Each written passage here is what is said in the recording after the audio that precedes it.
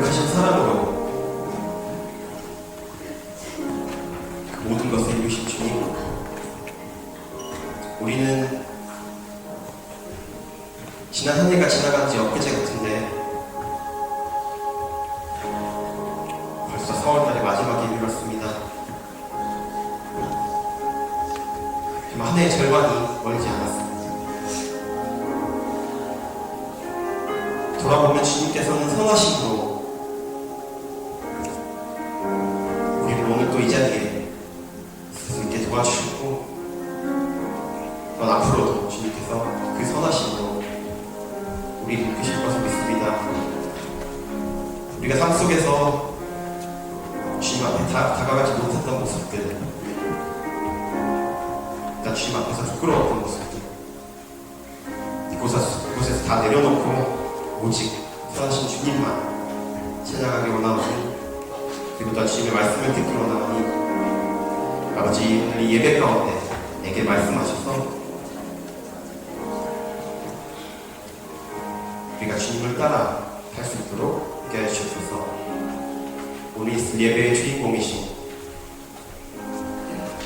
주 예수 그리스도 이름으로 기도드렸습니다.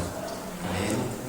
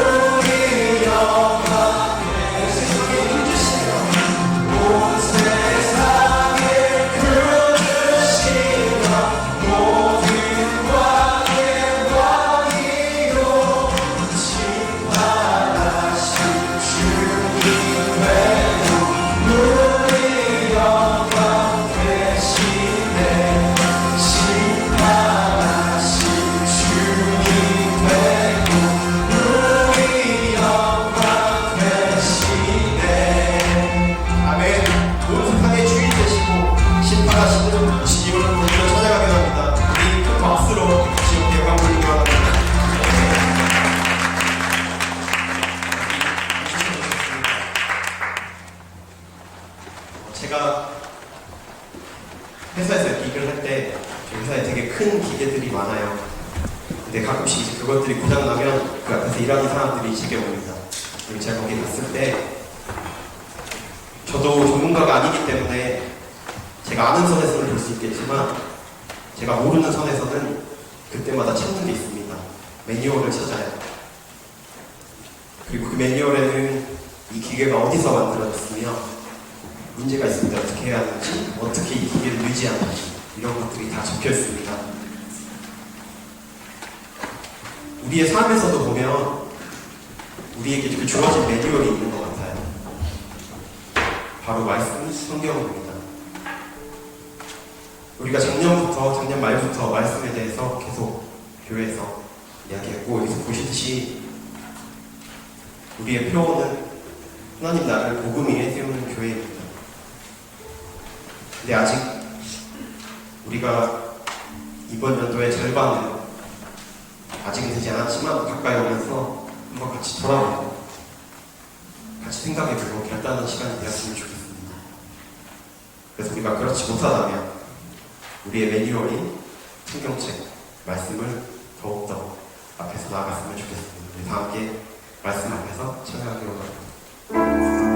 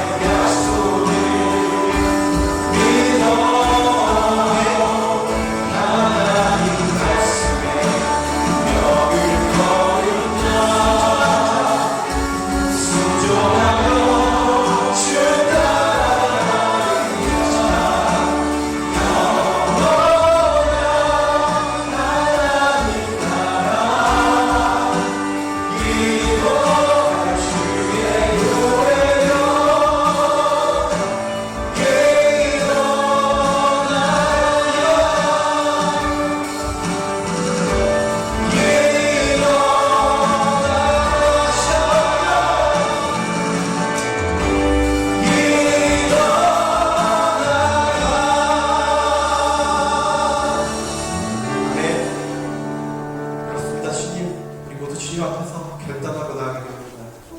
우리 오늘 또 우리에게 주신 그 말씀을 기대하며 예배 가운데 주신 그 은혜를 기대하며 앞으로 나가며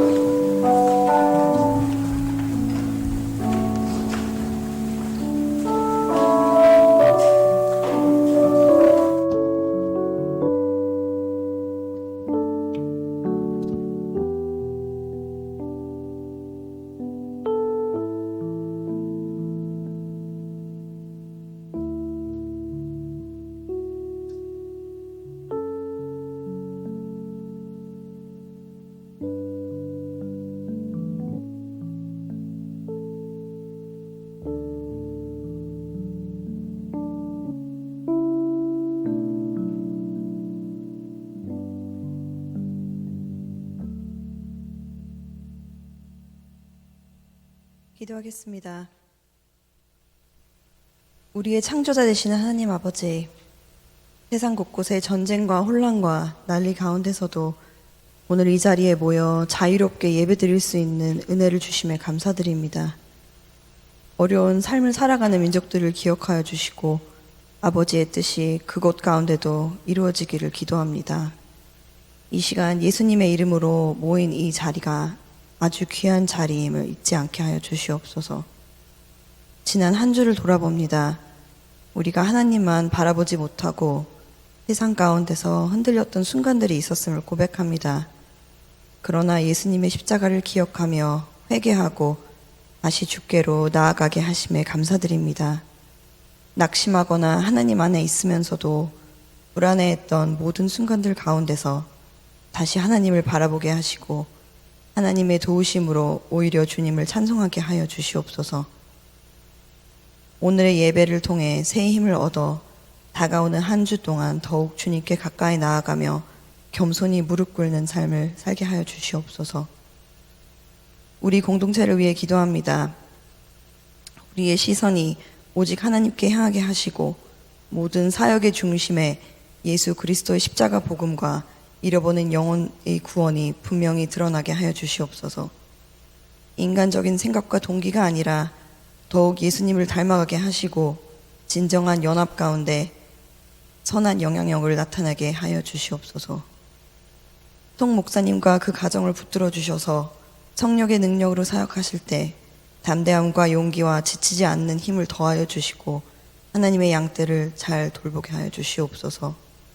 또한 예배를 위해 수고하시는 모두 성도님들에게 은혜와 축복을 더하시고 지치지 않도록 붙들어 주셔서 예배를 통해 하나님의 나라를 더욱 깊이 맛보게 하여 주시옵소서.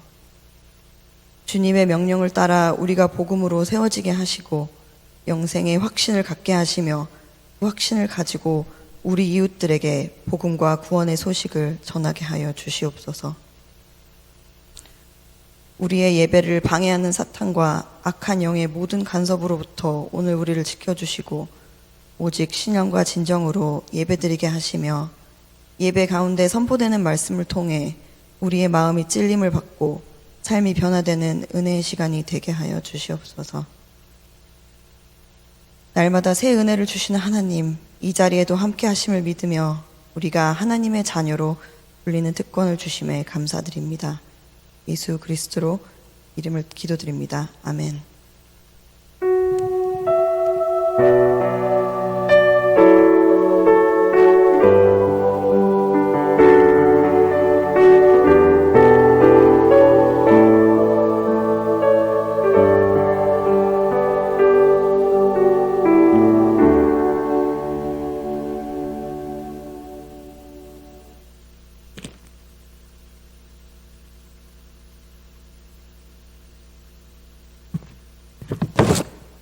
오늘의 말씀은 요한복음 16장 1절부터 15절 말씀입니다.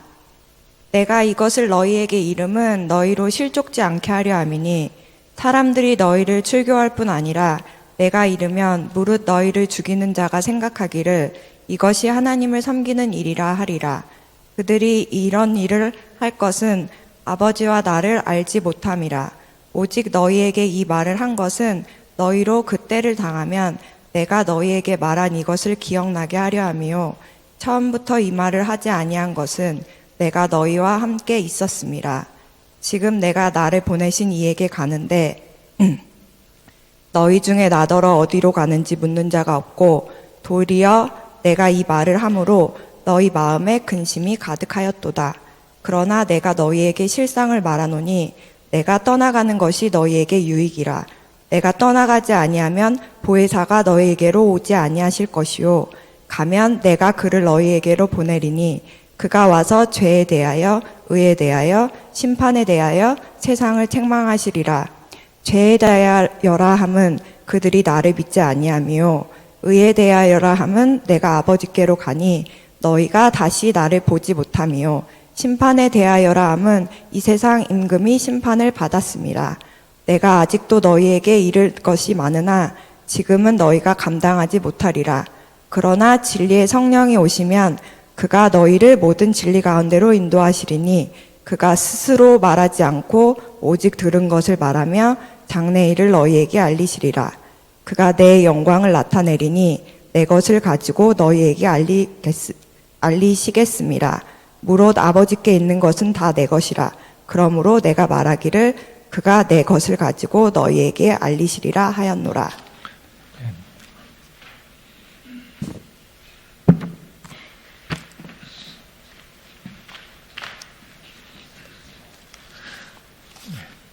오늘 방문하신 분 계십니다. 제가 이름 부르면 이제 잠깐 이렇게 일어나 주시고 환영해 주시면 되겠습니다. 예. 루이라고 하는 분 계실까요? 루이? 예. 네. 감사합니다. 환영합니다. 김지호님. 네, 반갑습니다. 네, 워킹홀리데이로 오셨습니다. 박재영님. 네, 반갑습니다. 네, 워킹홀리데이로 오셨습니다. 그리고 오준호님. 네, 반갑습니다. 네, 워킹홀리데이로 오셨습니다. 그리고 임전태양님. 네, 반갑습니다. 네. 그리고 광고 말씀드리겠습니다. 오늘 통역해 주시는 이미래 집사님께 감사드립니다. 그리고 헵시바 미용성교봉사가 오늘 1시부터 4시까지 도서관방에서 있습니다. 또 예약하신 분들은 또 이용해 주시면 되겠습니다. 그리고 어린이 주일이 다음 주일인데요. 그때 이제 오전 11시에 부모님과 함께 예배 드리고, 그리고 이제 짧게 어린이들 설교 후에 이제 어린이 부실로 이동해서 이제 예배 드리게 됩니다. 그리고 어른들은 그냥 그 자리에서 또 같이 계속해서 예배 드리게 되고요. 그리고 어린이 주일에 예배 드리고 오후에는 이제 바자회 어린이 주일로 이제 바자회를 한다고 들었습니다. 그래서 준비하고 있는데 우리 노재열 성도님 가정에서 좀 잘 준비를 하신다고 또 이번에 들었습니다. 감사의 말씀을 드리겠습니다. 그리고 성경 퀴즈 대회 이제 새가족 친교사역부에서 이제 진행하는데요. 5월 24일 주일 오후 1시에 강당에서 있습니다. 범위는 우리 요한복음입니다. 지난번 말씀 묵상도 하고 이번에 요즘에 계속 말씀 요한복음을 다루고 있는데 요한복음 열심히 읽으셔서 또 좋은 또 결과가 있었으면 좋겠습니다. 우리 새가족 친교사역부장님께서 이 주보에 풍성한 상품이 준비되어 있으니 모두 참여해 주시기 바랍니다. 꼭 넣어달라고 하셨습니다. 그래서 상품이 많이 준비되어 있대 꼭 참석해서 열심히 하시면 좋겠습니다. 그리고 이신혜 집사님, 이영준 성도님 가정 귀국하셨고요. 또 이진희 성도님도 이제 귀국하셨습니다.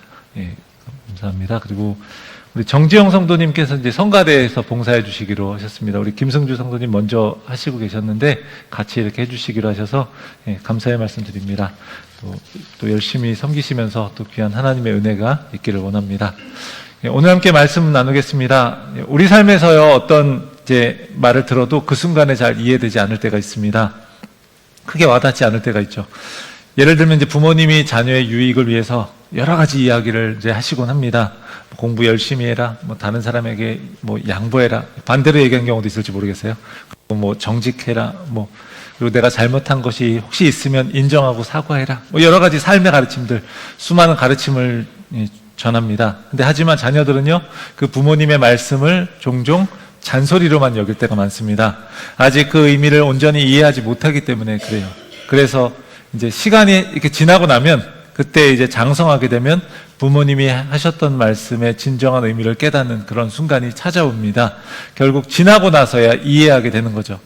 오늘 제자들도 마찬가지입니다. 예수님께서 십자가의 죽음을 앞두시고 제자들에게 자신이 아버지께로 그렇게 떠나실 것을 말씀하시면서 이제 많은 가르침들을 주셨습니다.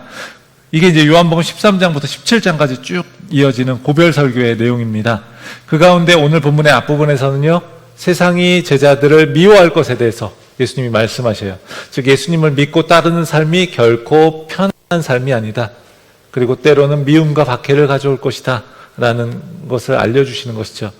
그 1절의 말씀 한번 보겠습니다. 내가 이것을 너희에게 이름은 너희로 실족하지 않게 하려 함이니. 여기서 예수님께서 말씀하시는 내가 이것을 할 때 이것은 무엇이죠? 바로 세상이 제자들을 미워하는 일, 곧 예수님을 따르는 그 제자들이 겪게 될 미움과 박해, 이것을 가리킵니다. 예수님께서 왜 이것을 미리 말씀하셨을까요? 세상의 미움과 박해로 인해서 많은 그리스도인들이 믿음에서 넘어질 수 있기 때문에 그렇습니다. 그런 상황 속에서 신앙을 저버리지 않도록 미리 말씀해 주시는 거예요. 그들을 미워하는 세상을 대표하는 건요, 당시에 있어서는요, 유대교였습니다. 2절에서 볼 수 있는 것처럼 그들은 예수님을 따르는 자들을 출교시킨다고 했어요. 회당에서 쫓아낸다고 했어요. 당시 회당은요, 지역사회의 모든 문제를 논의하고 결정하는 중심지였습니다. 공동체의 교제도 이루어지는 아주 중요한 자리였습니다. 그런데 그곳에서 쫓겨난다는 건요, 사회적인 보호를 잃어버리는 것이고요, 공동체로부터 버림받는 거예요. 곧 사회적인 죽음에 해당하는 것입니다. 뿐만 아니라 유대교로 대표되는 이 세상은요, 그들을 실제로 죽이려고까지 할 것이라는 거예요. 더 나아가서 자신들이 예수님을 믿는 사람들을 박해하는 것이 하나님을 섬기는 일이다, 이렇게 생각하게 될 것입니다. 이러한 태도를 대표적으로 보여주는 사람이 누구죠? 바로 회심하기 이전의 사도 바울입니다. 이들은 예수님과 예수님을 믿는 사람들을 박해하면서도 그것이 하나님을 위한 일이라고 여겼어요. 그러나 실제로는요, 하나님의 뜻과는 정반대의 길을 걸어가고 있는 것입니다. 예수님께서 그들이 이렇게 행동하는 이유는요, 바로 하나님 아버지와 예수님을 알지 못하기 때문이다 라고 말씀하십니다. 하나님에 대한 바른 지식에 기초하지 않은 채로 잘못된 열정이 그들을 잘못된 길로 이끌고 있는 거예요. 그런데 그들은 그것을 깨닫지 못하고 있는 겁니다. 예수님께서 지금 이 말씀을 하시고 있는 이유가 무엇일까요? 지금까지는 예수님께서 육신으로 제자들과 함께 계셨어요. 함께 서로 볼 수 있었어요. 그래서 그들을 보호하고 인도하셨는데, 이제는 제자들을 떠나서 십자가에서 죽으시고 아버지께로 돌아가야 하기 때문에 그렇습니다. 예수님께서 떠나신 후에 장차 제자들이 박해를 당할 때 예수님의 이 말씀을 기억하면서 그런 상황 속에서도 믿음을 지키도록 하기 위함이에요. 하지만 제자들은요, 예수님께서 곧 아버지께로 돌아가는 것을 이해하지 못하고 근심합니다. 앞에서 이야기한 것처럼 자녀가 부모님이 하신 이야기 다 이해 못하는 것처럼 그렇게 이해하지 못하고요, 근심해요. 6절에서 예수님이 그것을 이야기하십니다. 도리어 내가 이 말을 함으로, 지금까지 쭉 이야기한 이 이야기를 함으로 너희 마음에 근심이 가득하였도다. 근심이 가득했다고 해요. 근심이 그들의 마음을 꽉 사로잡고 있는 상태입니다. 가득하다는 이 말의 의미는요, 꼭대기까지 가득 차서 이제 더 이상 다른 것이 들어갈 수 없는 상태를 의미하는 거예요. 제자들이 이렇게 근심에 사로잡힌 나머지 예수님을 바라보지 못하고 자기 자신만 바라보고 있는 거예요. 이 근심은요, 예수님의 십자가의 죽음이라고 하는 막막한 현실에 부딪힌 이 제자들의 근심이기도 했고요, 더 이상 예수님을 눈으로 볼 수 없는 초대교회 그 교인들, 그리고 지금 이후에 모든 시대를 살아가고 있는 그리스도인들의 근심이기도 해요. 예수님을 볼 수 없는 것. 그중 한 예로 요한복음이 기록된 주 90년경에도요, 교회를 박해하는 유대인들의 영향력이 여전히 남아 있었습니다. 막 박해받는 거예요. 그런데 한편으로는 박해의 상황, 또 다른 한편으로는 예수님을 눈으로 볼 수 없는, 확실하게 볼 수 없는 불확실한 믿음의 상황, 이 상황 속에서 교회는요, 근심이 생길 수밖에 없었습니다. 이런 근심의 상황을 어떻게 이길 수 있을까? 그것은 바로 예수님께서 가시고 보내시는 그분, 바로 보혜사 성령님을 의지함으로 이길 수 있는 거예요. 힘겨운 상황 속에서도 진리의 성령이 오시면 그들을 인도해 주실 것입니다. 예수님은 육신으로는 제자들을 떠나시지만, 그래서 육신으로는 교회와 함께 계시지 않지만 예수님의 영이신 성령을 통해서 계속해서 함께 계시는 겁니다. 오늘 이 시간 진리의 영이신 성령이 오시면 하시는 일이 무엇인지 우리가 함께 보면서요, 보혜사 성령님을 통해서 우리가 함께 하시는 그 예수님을 더욱더 의지하게 되고 그렇게 믿음의 길을 걸어가는 우리 모두가 되기를 소원합니다. 먼저 진리의 성령이 오시면 근심과 두려움을 이기게 하신다고 하고 있어요. 예수님께서 근심이 가득한 제자들에게 어떻게 자신이 떠나는 것이 오히려 유익인지, 그들에게 유익인지를 말씀하십니다. 왜냐하면 예수님이 떠나지 않으면요, 보혜사가 그에게 오시지 않기 때문에 그렇습니다. 예수님이 떠나시면 보혜사 성령님을 제자들에게로 보내주신다, 이렇게 말씀하셔요. 성령님의 별명이라고 할 수 있는 보혜사라고 하는 말은요, 한자로 그 의미를 말하면 보는 지키다라는 뜻이에요. 지키다, 돕다, 편안하다, 이런 의미가 있고, 해는요 은혜를 베풀다라는 뜻이 있습니다. 그리고 사는 스승, 선생님을 이야기하는 거예요. 그러니까 보혜사 하면은 지키고 도와주시고 은혜를 베푸시는 선생님이란 뜻이 있는 거죠. 헬라어로 하면 파라클레토스라고 하는 말입니다. 이게 좀 기억을 해두시면 좋을 텐데요. 파라, 이건요 곁에, 옆에라는 의미를 말하는 전치사예요. 그러니까 이 곁에, 옆에라는 의미의 전치사 파라, 그것과 부름을 받은 사람을 의미하는 클레토스, 이게 합쳐진 말로 부름받아서 옆에서 돕는 자, 돌보는 자라고 하는 거예요. 보혜사란 뜻이. 그러니까 잠깐 옆에 왔다가 가는 게 아니라 항상 옆에 계셔서 부름받아서 돌보는 자, 돕는 자. 파라클레토스를 우리말로 정확하게 딱 맞는 걸 찾기가 굉장히 어렵습니다. 그래서요, 돕는 자, 위로자, 또 감정적인 위로만이 아니라 실제적으로 도움을 주면서 위로를 하는 거예요. 그런 위로자, 그리고 지혜롭게 조언해 줄 수 있는 상담자, 카운셀러, 그리고 또 법정에서는 변호인, 이런 다양한 의미가 들어있습니다. 그러니까 성령님이 하시는 일들을요 모두 다 보여주는 거예요, 이 파라클레토스. 예수님께서는요 앞에서도 제자들에게 자신의 떠남이 영원한 이별이 아니라 하나님과 함께할 거처를 마련하러 가시는 것이라고 말씀하셨어요. 전에 우리 지난번에 요한복음 14장 2절에서 함께 보았습니다. 내 아버지 집에 거할 곳이 많도다. 그렇지 않으면 너희에게 일렀으리라. 내가 너희를 위하여 거처를 예비하러 가노니, 이렇게 이야기하셨어요. 예수님이 떠나시는 이 상황에서 제자들이 굉장히 두려워하고 근심했을 때 예수님께서는요 그들을 또 고아와 같이 내버려 두지 않으신다고 말씀하십니다. 요한복음 14장 18절을 보겠습니다. 내가 너희를 고아와 같이 버려두지 아니하고 너희에게로 오리라.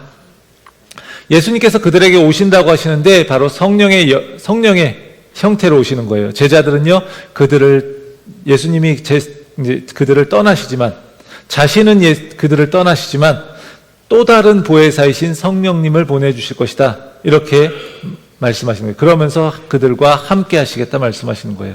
또 다른 보혜사, 이 말은 무슨 뜻인가요? 이걸 통해서 우리는 무엇을 알 수 있을까요? 원래 보혜사가 있다라는 거예요. 그러면 원래 보혜사는 누구일까요? 바로 예수님이라는 겁니다. 예수님은요 우리의 구원을 위해서, 또 영생을 우리가 누리도록 그렇게 우리를 돕는 분이십니다. 그러니까 돕는 분이라고 하니까 우리가 주도권을 가지고 있고 그분은 거들어 주시는 분, 이렇게 생각할 수 있지만 그게 아니라는 거예요. 예수님이 이 땅에 오셔서 우리의 구원의 길을 열어주셨고 우리는 예수님을 통해서 하나님을 알고 그분께 나아갈 수 있도록 하는 거예요. 그분이 보혜사인 거예요. 근데 예수님이 아버지께로 가시면서 원래 보혜사가 가시니까 또 다른 보혜사이신 성령께서 오셔서 예수님의 역할을 대신해서 또 우리들과 함께 하시겠다라고 약속하시는 겁니다. 보혜사 성령님께서도 예수님의 역할을 이어받아서 우리가 구원과 영생의 길을 걸어갈 때에 우리를 가르쳐 주시고 위로해 주시고 그리고 우리를 변호해 주시기도 한다는 겁니다. 또 잘못된 길로 갈 때는요 우리를 또 책망해서 그러지 마 하면서 깨우쳐 주시기도 하는 거예요. 그리고 우리를 위해서 기도하시면서 또 우리를 위해서 상담자가 되어 주시기도 하십니다. 제자들은 보혜사 성령님을 통해서 예수님과 영원히 함께하기 때문에 그분이 보이지 않아도 두려워하지 않을 수 있고 근심하지 않을 수 있다는 거예요. 복음서의 이야기들을 보면요 제자들은 예수님을 통해서 이루실 일들에 대해서 잘 알지 못했습니다. 그래서 예수님을 통해서 세속적인 욕망을 이루기를 원했습니다. 예수님이 강력한 힘을 가진 정치적인 왕이 되시면 자기들 역시 높은 자리에 오를 수 있을 거라고 생각했어요. 그런데 예수님이 십자가에서 죽으신다고 하시고 아버지께로 가신다고 하니까 두려울 수밖에 없고 근심할 수밖에 없는 거예요. 왕이 없는 왕국, 이게 있을 수 없잖아요. 예수님이 이 땅에 가져오시는 하나님의 나라는요 힘으로 지배하는 세상의 나라와는 다릅니다. 왕이 죽음을 통해서 모든 사람들을 살리는 그런 나라예요.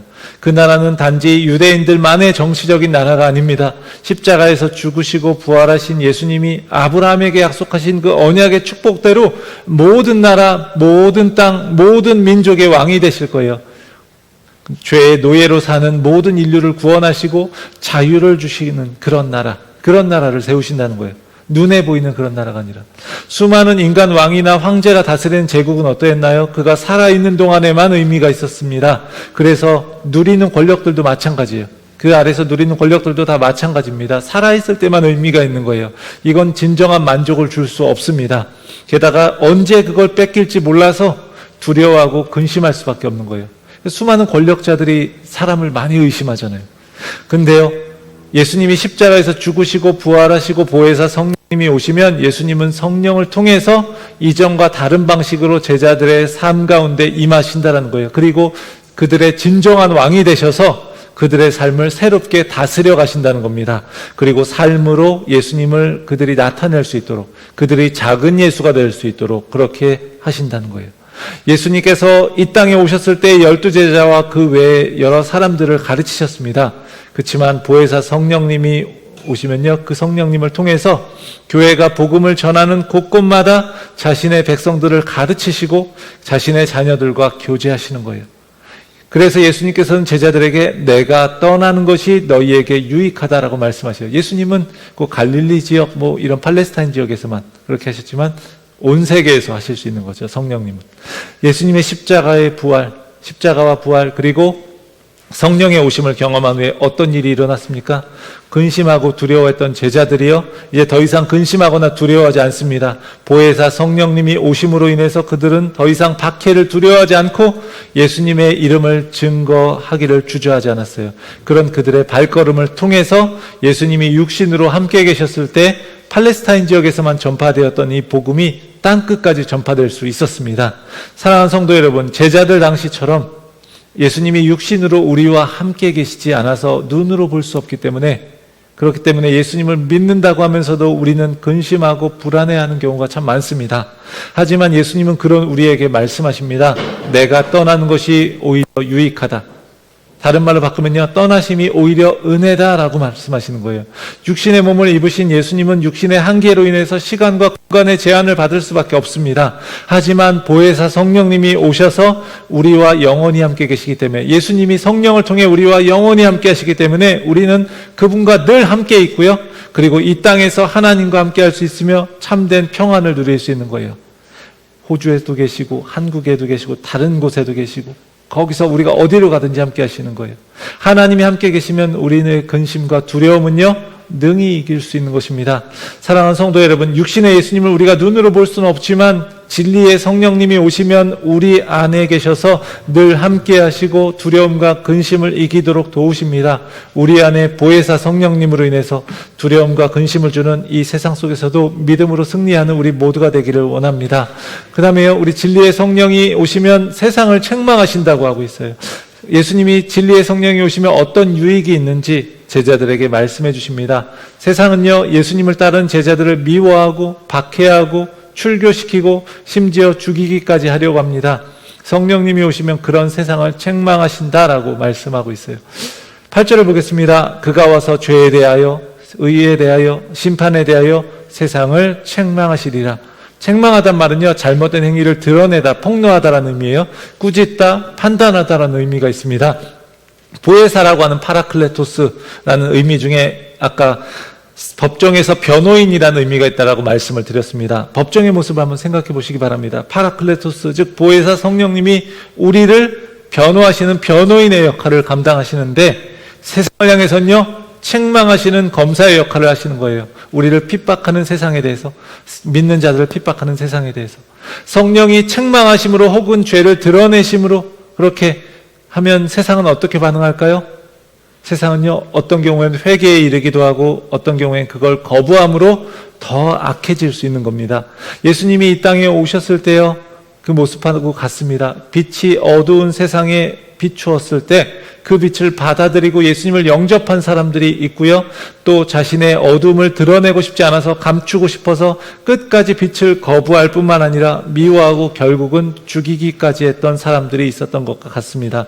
보혜사 성령님은요, 세상을 책망하시고 그 허물을 드러내시는데 무엇에 대해서 그렇게 하시나요? 죄에 대하여, 의에 대하여, 심판에 대하여 그렇게 한다고 오늘 본문이 이야기합니다. 먼저 죄에 대하여 책망하십니다. 죄가 무엇이죠? 나쁜 짓 하는 거, 이럴 수 있어요. 그렇죠? 9절에서 죄는 이렇게 이야기해요. 예수님을 믿지 않는 걸 죄라고 이야기해요. 성령은 세상이 죄를 짓고 있음을 드러내심으로 책망하신다. 이 땅에 빛으로 오신 예수님, 왕으로 오셔서 하나님의 나라가 임하게 하셨고 그 나라의 왕으로서 다스리시는 예수님, 그분을 영접하지 않는 것, 이것이 죄라고 정의하고 있습니다.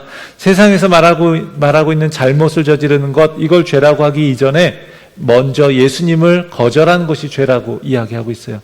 보혜사 성령님이 오시면 그것을 깨닫게 하신다는 거예요. 그 사도행전 2장을 한번 보면요, 오순절에 성령이 임하시니까 베드로가 이제 설교를 하잖아요. 그때 이런 말을 해요. 사도행전 2장 36절입니다. 그런즉 이스라엘 온 집은 확실히 알지니 너희가 십자가에 못 박은 이 예수를 하나님이 주와 그리스도가 되게 하셨느니라. 너희가 십자가에 못 박은 이 예수. 그 성령이 오시고선 이 말씀을 전하니까 이 말을 들은 사람들이 마음에 찔려서 베드로와 다른 사도들에게 우리가 어찌할꼬 이렇게 이야기해요. 보혜사 성령님이 오시면요, 세상에 대해 책망하시고 죄를 깨닫게 하시는 거예요. 성령님이 오시니까 우리가 십자가에 예수님을 못 박았구나, 죄를 깨닫게 되는 거예요. 우리는 때로 죄에 대해서 상대적으로 생각합니다. 그래서 나는 저 사람보다 낫다라고 여깁니다. 그럴 때가 많아요. 나도 잘못한 건 있지만 저 사람같이 하지는 않았어, 저렇게 나쁘진 않아, 이런 식이에요. 하지만 우리의 비교 대상은요, 다른 사람이 아닙니다. 하나님의 절대 기준입니다. 그 앞에서 설 때 성령께서 우리를 비춰주심으로 그 우리의 어둠과 죄를 보고 우리가 그 앞에 엎드릴 수밖에 없는 거예요. 우리가 어찌할꼬 엎드릴 수밖에 없는 겁니다. 그 다음에 성령은 의에 대해서 세상을 또 책망하신다고 하고 있어요. 10절은 이렇게 이야기합니다. 의에 대하여라면 내가 아버지께로 가니 너희가 다시 나를 보지 못하며, 여기서 의는 정의를 이야기해요. 세상에서 정의는 뭘까요? 자기 기준대로입니다. 자신들의 정의의 기준으로 세상은 예수님을 십자가에 못 박았습니다. 대제사장과 종교 지도자들은요, 자신들의 종교적인 권력을 유지하기 위해 예수님을 신성모독죄로 십자가에 못 박았어요. 빌라도는요, 예수님이 죄가 없는 것을 알았음에도 불구하고 자신의 자리를 지키기 위해서 예수님을 십자가에 내어주었습니다. 그런 그의 이름이 지금 전 세계 교회에서 알려집니다. 사도신경을 통해서 예수님이 그로 인해 고난 받았다라는 것을요, 늘 우리가 이제 언급하잖아요. 그 이름이 계속 언급되는 겁니다. 그들에겐요, 자신들에게 유리한 것이 정의였어요. 그래서 예수님을 죄인으로 선언하고 다수를 희생양으로 만드는 것이에요. 이것이 바로 그들이 말하는 정의였습니다. 오늘날도 이런 일들이 많이 있습니다. 이제 기독교 윤리에서 좀 배운 적이 있는데, 르네 지라르라고 하는 프랑스 사상가가 희생양 이론, 희생양 메커니즘에 대해 이야기를 했습니다. 이름이 좀 독특합니다. 인간은요, 갈등을 해결하기 위해서 무의식적으로 누군가를 희생양으로 만들고 그 폭력을 통해서 사회 질서를 회복한다는 이야기예요. 좀 낯설게 될 수 있는데 이런 거예요. 이때 희생양이 되는 사람이 가장 큰 잘못을 저지른 사람일 필요가 없습니다. 오히려 반대로 그가 비교적 약한 사람이거나 반박하기 어려운 사람이거나 집단이 감정을 이렇게 몰아주기 쉬운 사람일 가능성이 높다는 거예요. 진실을 찾는 일은요, 굉장히 오래 걸리잖아요. 그런데 누군가를 딱 지목하는 일은 굉장히 빠르기 때문에 그렇습니다. 그리고 사회에 돌아가는 이 구조를 이해하는 일은 어렵지만 한 사람을 딱 탓하는 일은 굉장히 쉽기 때문에 그렇습니다. 그러니까 간단히 말하면 이런 거예요. 학교에서 어떤 한 학생을 왕따시켜요. 마음에 안 든다고. 그리고 다른 사람들이 전부 다 같이 이제 그 아이를 이제 괴롭히는 거죠. 그러면서 서로 갈등이 없어지고 서로가 또 협력하는 거예요. 한 사람을 그렇게 괴롭히면서. 온라인에서요, 어떤 사람들이 문제가 있다라고 딱 그렇게 정해놓고 그리고 지목하고 다 같이 비난해요. 그 비난하면서 서로가 결속하는 모습. 그런 모습도 마찬가지입니다. 갈등이나 불안의 원인으로 한 대상을 딱 선택해서 집단이 그를 공격하고 그를 제거하는 겁니다. 그리고 그렇게 공격하는 사람들은 자신이 폭력을 행하고 있는지도 모른다라는 거예요. 자신들은 정의롭다고 생각하기 때문에 그렇습니다. 그래서 전체 속에서 타깃이 된 한 사람을요, 딱 빼버리는 거예요. 그러니까 이 희생양 메커니즘 한마디로 말하면, 한 줄로 말하면 전체 빼기 하나인 거예요. 우리 전체에서 한 사람 딱 빼버리는 겁니다. 예수님의 십자가도 그런 것이 아닙니까? 종교 지도자들, 정치 지도자들이 힘을 모아서 예수님을 희생양으로 만들어버리는 그런 모습이에요. 물론 전체 빼기 하나인 거죠. 물론 하나님께서 허락하셔서 가능했던 것이기도 해요. 이 모든 것은. 그렇지만 그들 쪽에서 볼 때 그들 역시도 책임에서 자유로울 수 없는 겁니다. 함께 뭉쳐서 예수님을 그냥 죽여야 될 사람으로 만든 거죠. 성령께서는요, 세상의 정의가 오히려 불의이고 예수님의 정의가 오히려 참된 정의라는 것을 지금 드러내시는 거예요. 의에 대하여 책망하시는 거예요. 또한 성령은요, 심판에 대해서 책망하십니다. 보혜사 성령은 세상이 내린 심판에 대해서도 정죄하고 있어요. 예수님의 십자가 죽음에 대해서 세상은 어떻게 심판을 내렸나요? 종교 지도자들은 하나님의 심판이다. 저 사람 나무에 달린 거 보니까 저주받은 자다 심판했어요. 하지만 그들은요, 세상의 임금인 사탄에 의해서 이용당하고 있었을 뿐입니다. 오히려 예수님의 십자가는요, 이 세상 임금인 사탄에게 심판을 내리는 거였어요. 사탄이 심판받는 거였어요. 세상은 십자가를 통해서 예수님을 죽이면서 그걸 자신들의 승리로 여겼습니다. 종교 지도자들은 예수님이 하나님의 저주받은 자라는 걸 확신했고, 그리고 또 정치 지도자들 역시도 자신들이 세운 나라가 확고하다고 여겼습니다. 그들을 이용한 사탄 역시 예수님을 죽임으로써 자신들이 승리했다라고 여겼습니다. 하지만 예수님은요, 십자가를 통해서 또 부활을 통해서 하나님으로부터 옳다라고 하는 인정을 받았어요. 성령이 오심으로. 그리고 자신이 가지고 오는 하나님의 나라가 영원하다라는 것을 이렇게 보여주셨습니다. 십자가를 통해서 사탄은요, 완전히 패배하게 된 거예요. 자신이 완전히 이긴 걸로 알았지만, 이 말씀을 통해서 예수님은요, 제자들이 세상으로부터 심판받아서 미움과 박해를 받을 때, 그렇게 박해를 당할 때, 또 출교당하고 심지어 죽임을 당할 때에도 결코 하나님께 버림받은 것이 아니라는 것을 깨닫기 원하신 겁니다. 우리의 삶도 마찬가지입니다. 세상을 살면서 두려움을 느낄 수 있습니다. 하지만 우리가 정말 두려워할 대상은요, 육신은 죽여도 영혼은 죽일 수 없는 그런 사람이 아니라 둘 다를 멸하실 수 있는 하나님이라는 거예요. 성령 하나님이 오셔서 세상을 심판하셔요. 그것을 믿고 세상을 두려워하지 않고 담대히 주님이 원하시는 그런 길을 따라가는 우리 모두가 될 수 있기를 원합니다. 진리의 성령이 오시면요, 우리를 또 진리로 인도하신다고 이렇게 말씀하십니다. 예수님께서는요, 보혜사 성령, 즉 진리의 성령이 오시면 두려워하고 근심에 빠진 제자들을 어떻게 도우실지 말씀하셔요. 성령께서는 세상을 책망하십니다. 그런데 제자들에게는요, 위로와 평화를 주십니다. 제자들이 알아야 할 게 참 많은데 아직 다 알아들을 수 없으니까 말하지 않겠다는 뜻으로 예수님은 말씀하셔요. 12절입니다. 내가 아직도 너희에게 이를 것이 많으나 지금은 아직 너희가 감당하지 못하리라. 할 말이 많은데 아직 감당하지 못하니까 하지 못하겠어요. 우리 그런 말 있잖아요. 할 말이 많은데 하지 않겠다. 할 말 하한 뭐 이렇게 이야기하더라고요. 그런 것처럼 예수님도 그렇다는 거예요.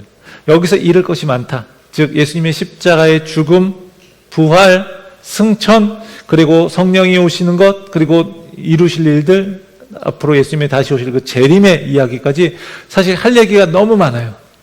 그런데 당장 예수님이 죽으면 모든 게 다 끝났다고 여기면서 두려워하는 제자들에게 예수님은요, 진리의 성령이 오시면 그래서 예수님이 하신 말씀과 앞으로 일어날 일들을 잘 연결시켜 주실 것이라고, 그렇게 도와주실 것이라고 말씀하시는 겁니다. 예수님께서 가르치실 게 너무 많은데 그들이 다 감당할 수 없기 때문에 그대로 두시고 나머지 성령님의 몫으로 남겨두시는 거예요. 덧셈 뺄셈을 못하는데 이적분을 가르쳐 줄 수 없는 거예요. 알파벳 영어를 못하는데 영어의 원서를 읽으라고 줄 수 없는 거예요. 성령님께서는요, 제자들을 진리 가운데로 인도하실 것입니다.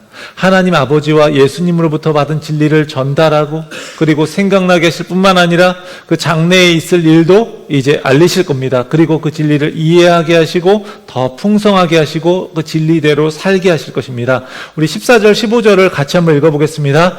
그가 내 영광을 나타내리니 내 것을 가지고 너희에게 알리시겠습니다. 무릇 아버지께 있는 것은 다 내 것이라. 그러므로 내가 말하기를 그가 내 것을 가지고 너희에게 알리시리라 하였노라. 아버지께 있는 게 예수님께 다 있는 것, 그리고 그가 내 것을 가지고 너희에게 알리시리라.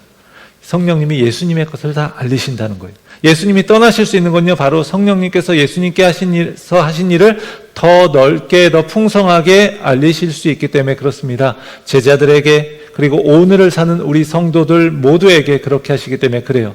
그분이 진리로 우리를 인도해 주시고 알게 하실 뿐만 아니라 더 깊어지고 풍성하게 하시는 거예요.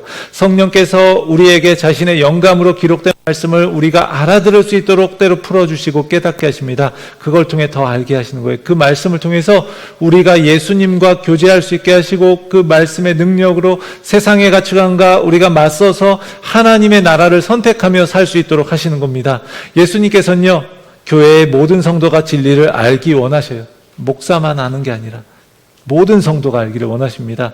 하나님의 말씀을 성령을 통해서 더 깊이 깨닫고 알아가면서 그로 인해 변화되고 그 성품과 인격이 예수 그리스도를 닮아가기를 원하십니다. 이것은요, 지적인 능력이 많고 적음에 달린 게 아니고요, 성령께서 진리로 인도하시는 것을 받아들이고 받아들이지 않고에 달려있는 거예요.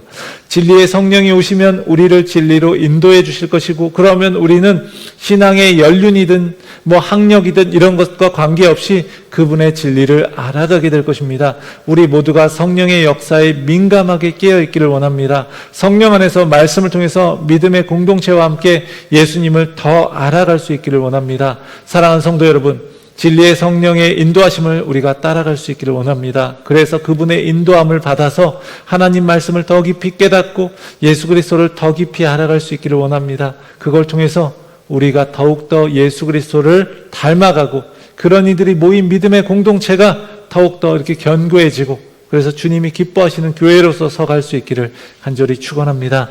사랑하는 성도 여러분, 진리의 성령님이 오시면 우리의 두려움과 근심을 이기게 하실 것이고 우리를 두렵게 할 수 있는 그 세상을 책망하시고 심판하실 것입니다. 그리고 우리를 진리로 인도하셔서 예수님을 더 알아가고 순종하고 그분과 더불어서 살아가게 하실 것입니다. 오늘 이 시간 진리의 성령님, 그 보혜사 성령님이 우리와 함께 계심을 신뢰하면서 세상이 주는 두려움과 근심도 이길 수 있고 진리로 인도하시는 그분께 순종하면서 그리스도를 닮아가고 동행하는 우리 모두가 되기를 축원합니다. 우리 이 시간 함께 찬양하면서 함께 기도하겠습니다. 우리도 제자들과 같이 세상 속에서 살아갈 때 우리 보이지 않는 그 예수님을 신뢰하기보다 근심과 두려움에 빠져서 살아갈 때가 많습니다. 하지만 예수님은요, 우리와 영원히 함께 하시도록 보혜사 성령님을 우리 가운데 주셔서 영원히 함께하게 하신다는 것 기억하면서 우리가 지금 승리할 수 있게 해달라고 함께 기도하면서 우리 이 시간 찬양하도록 하겠습니다. 우리 성령이 오셨네.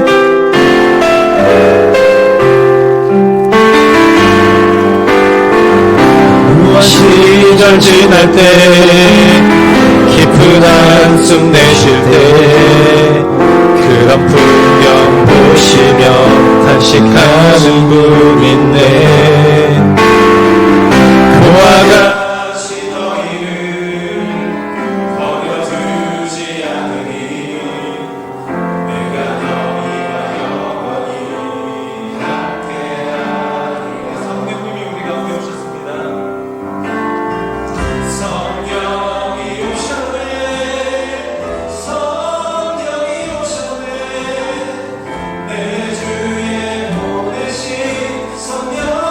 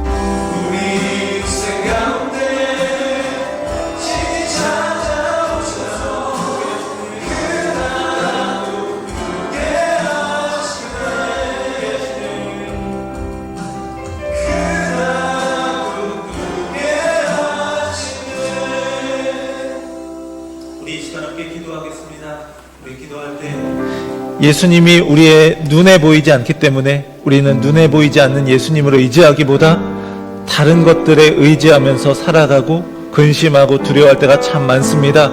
하지만 예수님이 내가 떠나가는 것이 너희에게 유익이라고 말씀하시면서 우리에게 말씀하셨습니다.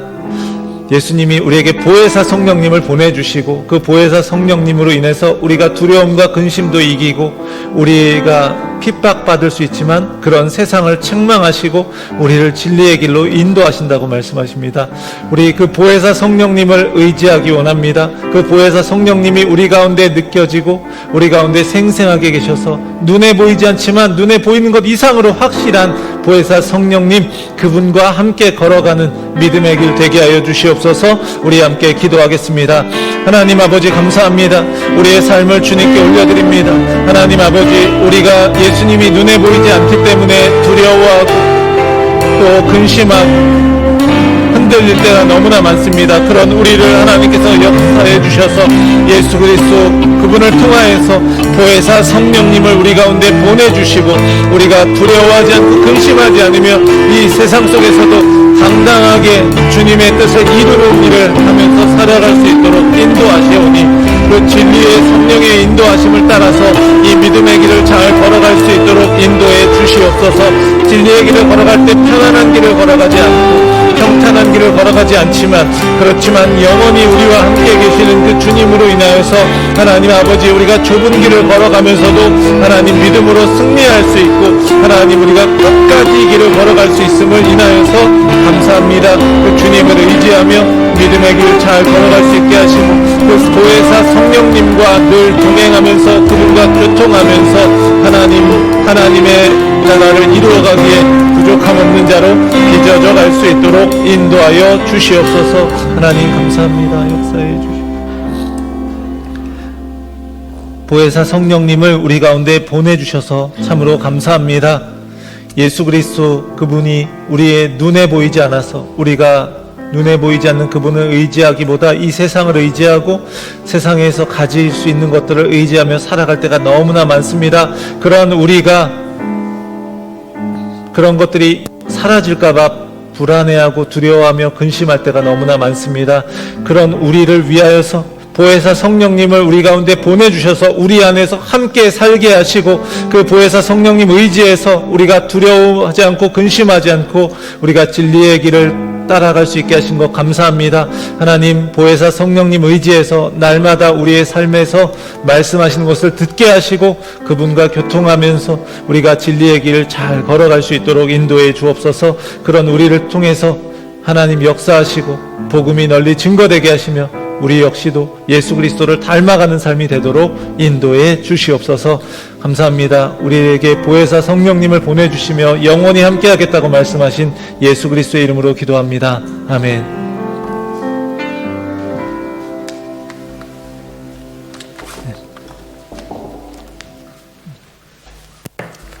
다 함께 자리에서 일어나셔서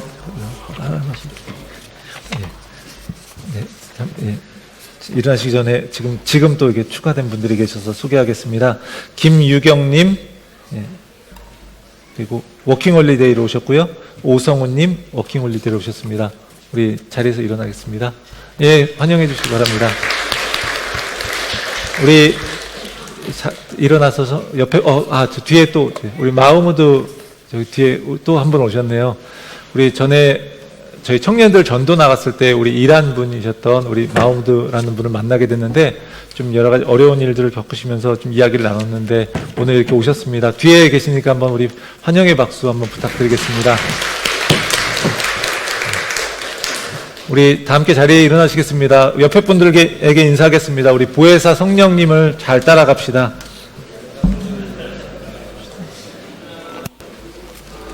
네, 우리 교회여 일어나라 다 같이 찬양하시겠습니다.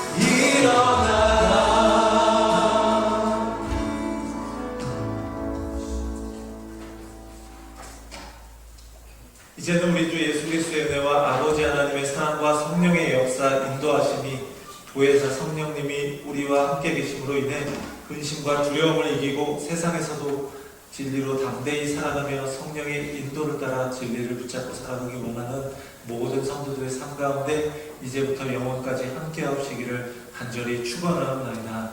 아멘.